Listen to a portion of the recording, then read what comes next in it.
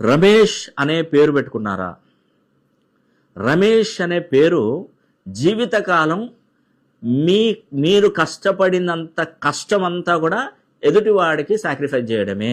ఏ రమేష్నైనా చూడండి, మనస్సు లోపల వెన్న, మనసు లోపల చాలా మృదువుగా ఉంటారు, బయటి వాళ్ళకి చాలా కటుగా కనిపించవచ్చు.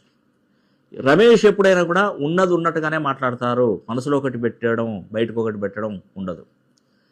వీళ్ళ జీవితంలో ఎప్పుడు కూడా వాళ్ళు పుట్టి బుద్ధెరిగిన కానుండి వాళ్ళు కష్టపడి పనిచేయడమే అవుతుంది, కానీ ఏ ఒక్క రోజు వాళ్ళ కోసం ₹1 ఖర్చు పెట్టుకున్నది లేదండి. జీవితం కుటుంబం గురించి, ఫ్రెండ్షిప్ గురించి, బంధువుల గురించి సాక్రిఫైస్ చేయడమే. రమేష్ను చాలామంది ఎక్కువగా వాడుకొని వదిలేస్తారండి.